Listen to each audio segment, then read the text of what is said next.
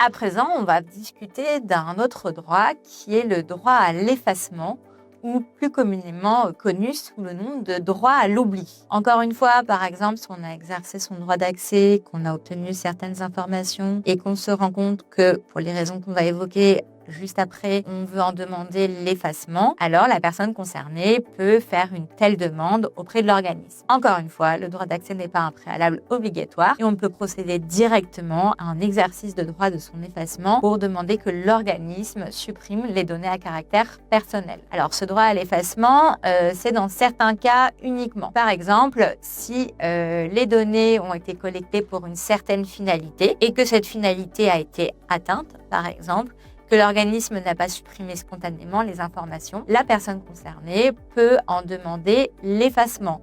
Ou alors, si la finalité n'est pas atteinte, néanmoins, certaines données à caractère personnel ne sont pas nécessaires pour atteindre cette finalité. Dans ce cas, la personne concernée va demander l'effacement car les données à caractère personnel ne sont pas nécessaires à la société. Les autres cas, donc tous ces cas, on les voit à l'article 17 du RGPD. Un autre cas à la demande d'effacement, c'est par exemple lorsque le traitement est fondé sur le consentement de la personne concernée et que cette personne concernée a enlevé son consentement, a supprimé son consentement. Par exemple, pour de la prospection commerciale, on va voir après pour l'opposition, mais pour la prospection commerciale en B2C, donc lorsqu'on fait ça envers un particulier, on doit avoir son consentement pour réaliser cette prospection. Donc, on a récupéré son adresse mail, par exemple.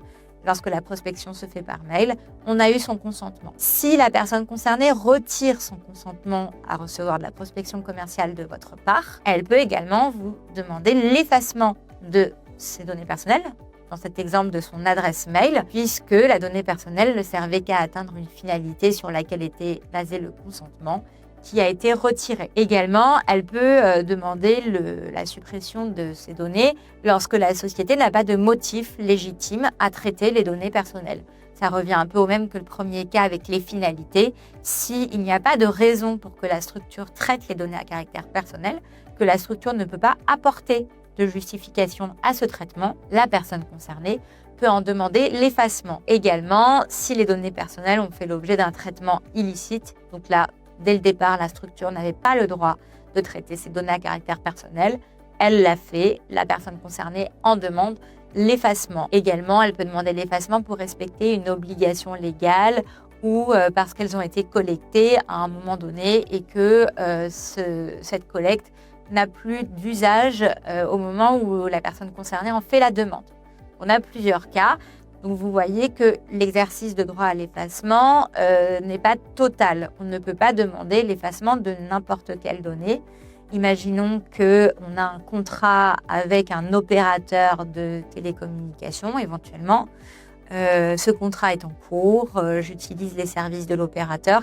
Je ne peux pas lui demander de supprimer de ces informations, d'effacer mon nom, mon prénom, mon adresse, mes identités bancaires grâce auxquelles je paye le service.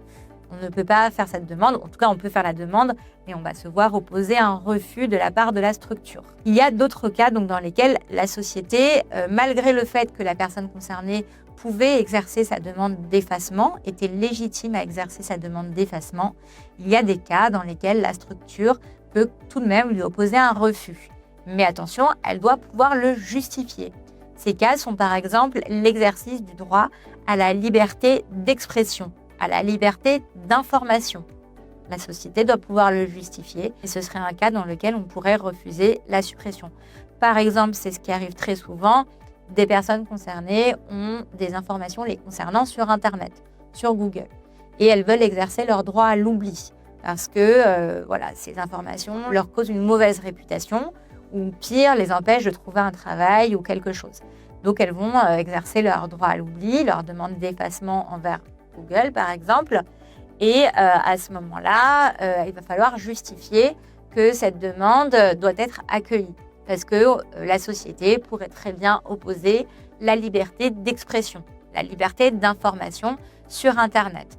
Mais il y a des cas où, si la liberté d'expression est encadrée, évidemment, ça ne doit pas être diffamatoire, par exemple, ou alors si on parle de quelque chose qui date d'il y a 15 ans Éventuellement, on pourrait justifier que la demande d'effacement est légitime, puisqu'on n'est plus sur de l'information, mais on est sur quelque chose d'obsolète. Également, la structure peut refuser pour respecter ses propres obligations légales, ou alors dans le cadre d'un intérêt légitime, elle doit pouvoir le justifier, ou d'intérêt public à des fins d'archives ou scientifiques ou historiques. Ou alors, ça c'est un cas qu'on retrouve également souvent, la structure peut refuser l'effacement des données personnelles dans le but de maintenir la constatation et l'exercice, la défense de son droit en justice.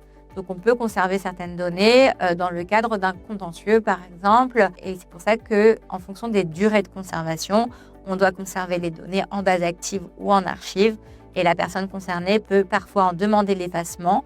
Parfois, elle ne peut pas et selon la demande, la société peut répondre favorablement ou peut opposer un refus, mais dans tous les cas, elle doit toujours le justifier.